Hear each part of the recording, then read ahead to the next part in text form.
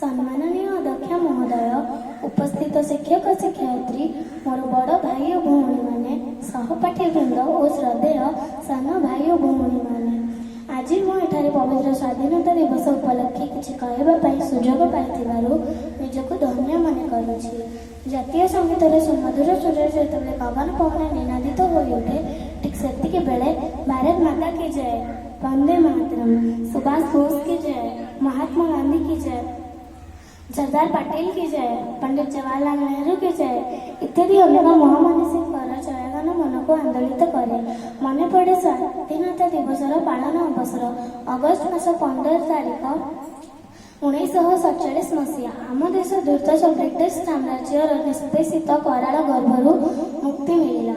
यह मुक्ति एत सहज साध नाला, एत भारतर आबाल वृद्ध वनिता शहीद होती तार हिसाब नहीं। स्वर्णप्रश भारतर शासन डोर को भारतीयों हाथ में टेकीदेवाई ब्रिटिश सरकार आदौ इच्छा प्रकाश करते। शासन में आम ओडिशा परिप्रेक्षी में आम कहीपर बाजी राउत, लक्ष्मण नायक, जय राजगुरु, रघु दिवाकर, गोपबंधु दास और बिरसा मुंडा देश मातृकार मुक्ति शहीद होती अतएव व्यक्ति कारभारण कर लगी देशर स्वाधीनता समय कराल गर्भरे भारत छाड़ी जावाई बाध्य होते ब्रिटिश सरकार। आम भारतर संतान कवि भाषा आम चलाऊ देश आमरी आमरी ना आम नारी। अतएव यह महातिथि आम मान एक बहु मूल्यवान दिवस अटे। प्रत्येक नागरिक या सम्मान दे पालन करती स्वाधीनता दिवस। आम देश है एक गणतंत्र राष्ट्र। आम संविधान अनुसार आम शासन खसड़ा प्रस्तुत है। नागरिक मानक मिलला से मौलिक अधिकार, कहबार अधिकार, संपत्तिगत अधिकार और शोषण विरुद्ध में स्वर उठाइबार अधिकार। यह अधिकार आमको आम संविधान देछि। एहीपरि भाव में 7 गोटी अधिकार आम संविधान में लिपिबद्ध हो रही।